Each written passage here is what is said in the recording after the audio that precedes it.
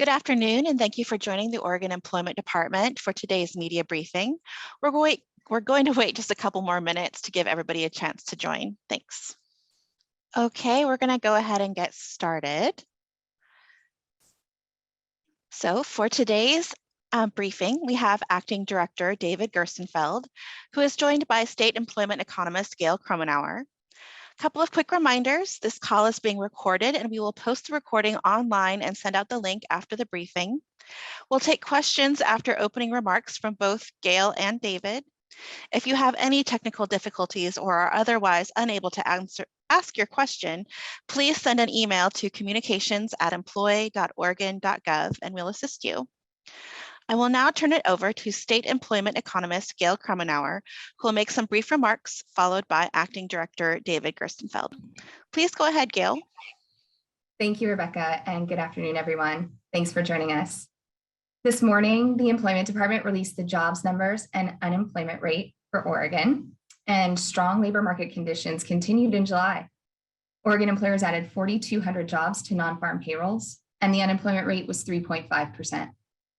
Several sectors of Oregon's economy had large job gains in July. Leisure and hospitality added 1,500 jobs over the month. Other services, which includes things like hair salons and auto repair shops, among others, they added 1,400 jobs in July. And private education services and the manufacturing sector each added 1,300 jobs over the month. As of July, the US has recovered 100% of the total number of jobs, that's 22 million, that were lost in the pandemic recession. Now, Oregon's not far behind, having regained 94% of the jobs lost in spring 2020. Now, several sectors of Oregon's economy have already achieved a full jobs recovery and now have more jobs than they did in February of 2020. There are a couple of sectors in particular that seem to be struggling to regain all of the jobs they lost in the recession, though. And in Oregon, those are leisure and hospitality and local government. Each of them had about 14,000 fewer jobs in July than they did in February 2020. Although I would note that leisure and hospitality has added more jobs than any other major sector of Oregon's economy over the past 12 months, and over the past year has grown at 3 times the rate of overall job growth. Oregon's unemployment rate was 3.5% in July, and that was the same as the US unemployment rate. Oregon's unemployment rate is near its record low of 3.4% just before the pandemic recession. Now, there have only been 3 periods of time since 1976 that Oregon's unemployment rate was at or below 4.5%. That includes a couple of months in the mid-1990s, the 2 years preceding the pandemic recession, and from October 2021 until now. So now unemployment is as low as it was in 2019, but now employers are trying to fill about twice as many job openings as they were then. So that means Oregon's still in a really tight labor market where employers are having difficulty finding enough workers to fill all of their job openings. With that, I will hand it over to David Gerstenfeld, our acting director, for more updates. Thank you. Thank you, Gail, and thank you everyone for joining us this afternoon. First, I want to share that we are still on track to go live with the first phase of our new system, Francis Online, and that is coming up over the Labor Day weekend. As you know, the project to get Francis Online up and running has been a complex, multi-year effort, and it will make the Employment Department's business processes and core technology systems more flexible, more adaptable, and more efficient. When we go live on September 6th, employers will start filing their combined payroll reporting in Francis Online. That's the first function to be handled in the new system. Also on September 6th, employers can start submitting their equivalent plan applications for the new Paid Leave Oregon program. An equivalent plan lets employers provide paid family, medical, and safe leave benefits that are equal to or greater than those that are provided by Paid Leave Oregon. Employers with approved equivalent plans and workers who work for those employers do not have to pay contributions to Paid Leave Oregon. If an employer already offers paid family, medical, and safe leave to their workers, or they are thinking about doing so, they can apply to have their plan be recognized as an equivalent plan. All the information about equivalent plan applications for paid leave Oregon is available on the website that we launched last month. That's paidleave.oregon.gov. And there people can also find tools for employers related to equivalent plans, including a checklist for employers, videos in English and Spanish explaining equivalent plans, a detailed guidebook, and an FAQ. Paid Leave Oregon launched its social media pages this week, and in addition, a statewide outreach and education campaign to reach employers and employees is coming soon. As we get close to our initial system go live for contributions on September 6th, we're focusing on providing tools and training to our staff, as well as to users from other agencies who access our system. Members of our engagement team are partnering with the Oregon Department of Revenue and the Oregon Public Employees Retirement System to visit 11 locations around the state to share the process for registering an account in Francis Online and to answer questions from employers. We're reminding employers that we will soon switch off 2 of our current systems to prepare for going live for contributions. The Employer Access Account, where employers check their current unemployment insurance tax rate, and the Oregon Payroll Reporting System, where employers currently file their combined payroll reports online for unemployment insurance, state income tax withholding, the Workers' Benefit Fund, and several transit taxes. The last day to use both of these systems will be August 28th, and Francis Online will replace them when it goes live on September 6th. While the focus of this phase is combined payroll reporting, this transition to the new system and necessary pause may impact other service areas. To minimize any potential interruptions, our employees are working to create interim processes for any work that's dependent on the wage and payroll information in that contribution system. We've created an online resource page for employers, that's francisinfo.oregon.gov, with information on how to sign up for online access in Francis Online and updated tax reporting file formats.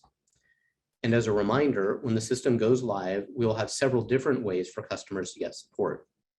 The new system has an automated chatbot to answer questions while customers are in the system. We'll continue to add information to the new employer resource page to assist customers with using Francis Online. And customers can also reach us by phone, and we're adding staff to support, especially the new Paid Leave Oregon program. Anybody who has questions about the modernization work can email our team at employment.modernization@employ.oregon.gov. Again, I want to thank the teams that are working incredibly hard on getting our modernized system ready for this first phase launch. Modernizing our systems and technology is a massive project. One of the key reasons for modernizing is to make it easier for our systems to adjust to changing needs over time. We're very excited both about this initial rollout and also the ongoing work we will do to make future improvements after the initial go live. As with any large project, we expect we'll need to make some unanticipated adjustments. Our team will be working through the Labor Day weekend to ensure the rollout goes as smoothly as possible, and we have dedicated teams to respond to any issues that we find during the initial rollout and in the first several weeks after the new system goes live. Our work for subsequent rollouts, for Paid Leave Oregon contribution starting, for Paid Leave Oregon benefits, and for unemployment insurance benefits continues to be on track for those scheduled rollouts. I'm also pleased to share today that we have a new Director of Equity and Inclusion, Teresa Rainey. Teresa served as the Employment Department's Equity and Inclusion Officer for several years, and she assumed this new director-level role last month. She is passionately committed to infusing diversity, equity, and inclusion in all that we do. As a member of the Employment Department's executive team, Teresa is leading the agency's efforts to expand and support equity and inclusion efforts throughout the agency, and that includes hiring a team of program-focused equity and inclusion positions. This director-level role marks an exciting new phase of OED's equity and inclusion work. We know we serve a very diverse group of people, and we're absolutely committed to making sure everybody has equitable access to our services. I'm thrilled to have Teresa in this role, and I'm really looking forward to all that she and her team will help us accomplish. And finally, I want to share that we've added a new live chat feature to the chatbot on our unemployment insurance website, unemployment.oregon.gov. where people can chat in real time with a member of our contact center team. We learned many lessons during the COVID-19 pandemic, including several ways to improve customer service experiences and make it easier for Oregonians to get the help they need when they need it. In 2020, we introduced a new way for people to get help with their benefits on the unemployment website's Contact Us page that provides a way to ask questions about claims or get help from a specialist. Oregonians continue to be able to reach the employment department by phone, and we're responding to calls very quickly. Our dashboard on the unemployment website tracks how quickly we're responding both to telephone calls and to Contact Us submissions. And we've said that we're open to ways to further improve the customer service we provide, and we've been continuing to work on this. Our latest enhancement is this new live chat feature, which we added to our chatbot on unemployment.oregon.gov in mid-June. The chat feature is easy to find. Just look for the chat bubble at the bottom right corner of every page on unemployment.oregon.gov, which asks if you need any help. The chat feature we have can answer many basic questions about unemployment insurance.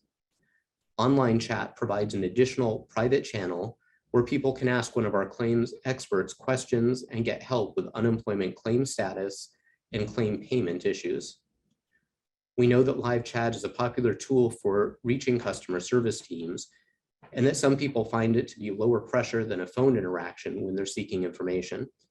It allows them time to think and to multitask, and allows them to get written information they can refer to later. Since we've launched this new live chat, we've heard from some users that they appreciate this new customer service option. We hope it will be a welcome tool for Oregonians, and we plan to incorporate feedback we receive as more and more Oregonians begin using it. And with that, I'm going to turn it back over to Rebecca for the question and answer portion of today's briefing. Great, thank you, David. We will now open the lines to members of the media to ask questions. We will call on you in the order you RSVP'd. Please make sure to state to whom you are directing your question. Please limit yourself to one question and one follow-up question. And if you're joining us by phone, please make sure to hit *6 to unmute yourself.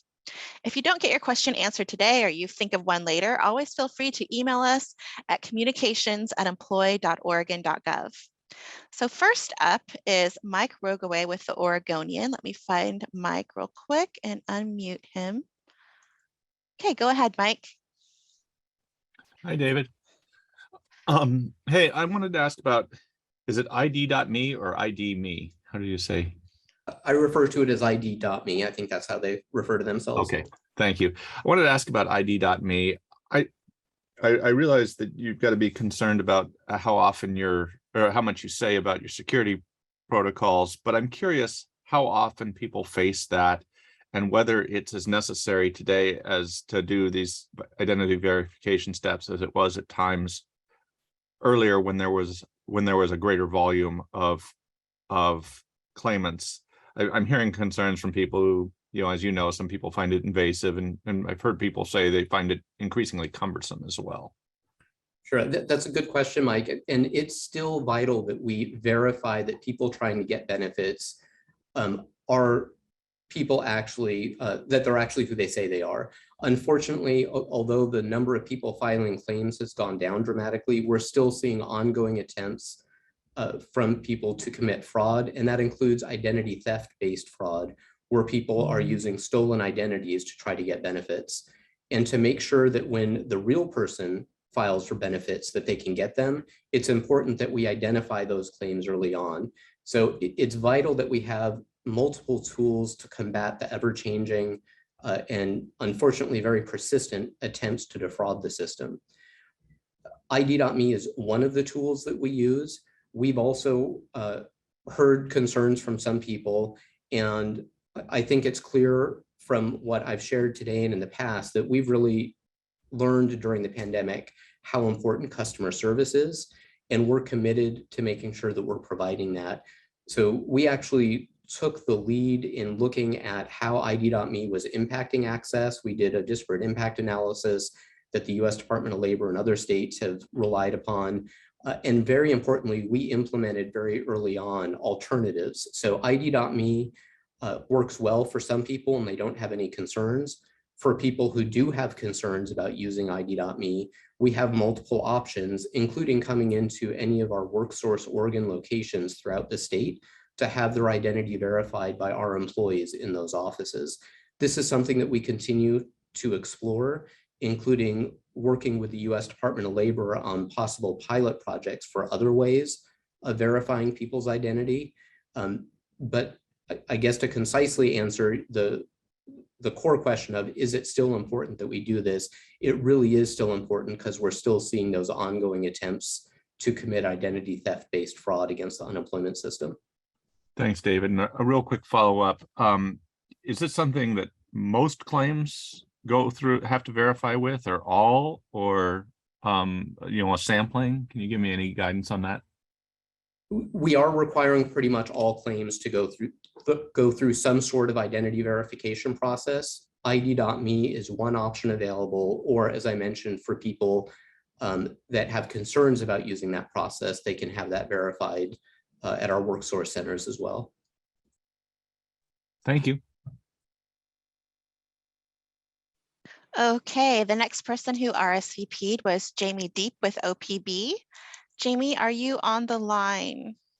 Just hit *6 if you are.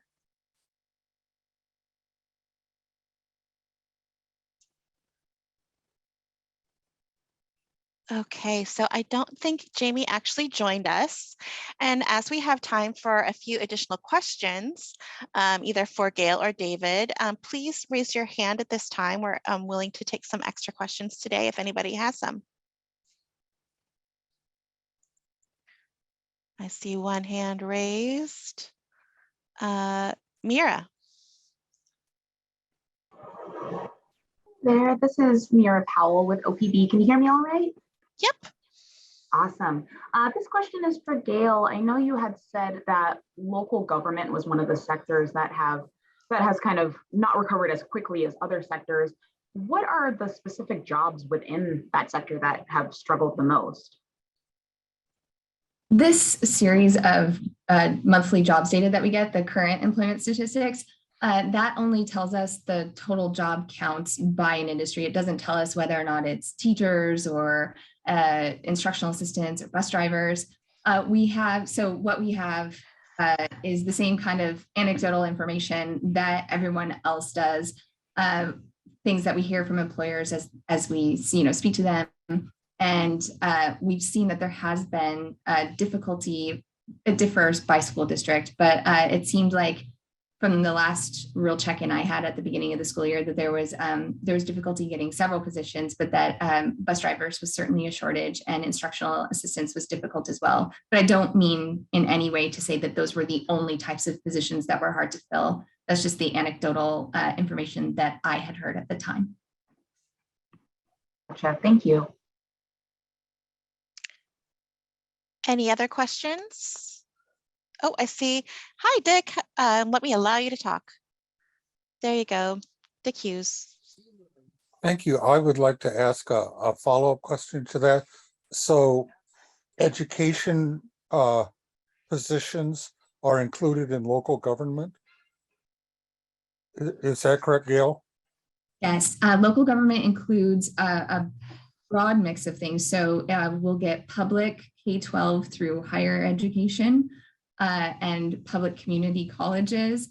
It also includes those city and county local government administration. What I will say is that about half of the jobs in local government are in education. So that is a significant piece of what's going on with the overall local government sector and the gap between where employment was in February 2020 and where it is now. Thank you. And I also have a question for David about the Francis project following up. You talked about unanticipated adjustments as always seems to happen with computer projects. How do you prepare for that? How do you sort of, look for that which you don't know will be? It's a good question. And obviously the things that we know might be, we've already addressed. A lot of it is a lot of practice runs. And we have been doing practice conversions of all of the historic data into the new system to really trace it through and make sure that it comes up in the new system and acts in the new system the way that we expect it to. And we've done a huge amount of testing, and that's not just from the technical IT testing perspective, but also having our own employees get in there and use the system to make sure that it operates the way it's supposed to. And we've had some what we call sandbox sessions where we've invited employers in to use the system also to give us feedback, both on the usability, but also to make sure that it's working correctly and it's understandable. We've also done a lot of work early on talking to other states about not just individual issues that they experience, but the types of things so that we can be prepared, and just making sure that we have good communication, good systems in place to quickly identify potential issues and either follow up with training or clarification or to make any adjustments that are needed. And as I said, and you commented, with just about any kind of technology project, some amount of this is almost unavoidable. And when it's a project of this size, we know that there will be something unanticipated. So it's really making sure that we've anticipated as much as possible and built the systems in place to deal with everything else. Thank you. Okay, I don't see any other hands raised, so I'm going to bring this briefing to a close. As a reminder, this call was recorded and we will send out the link to everyone who RSVP'd. We will also be posting the link on our media page at unemployment.oregon.gov. Thank you to you all for participating today and everything you are doing to keep Oregonians informed. Have a good day. Thanks, everyone. Thank you.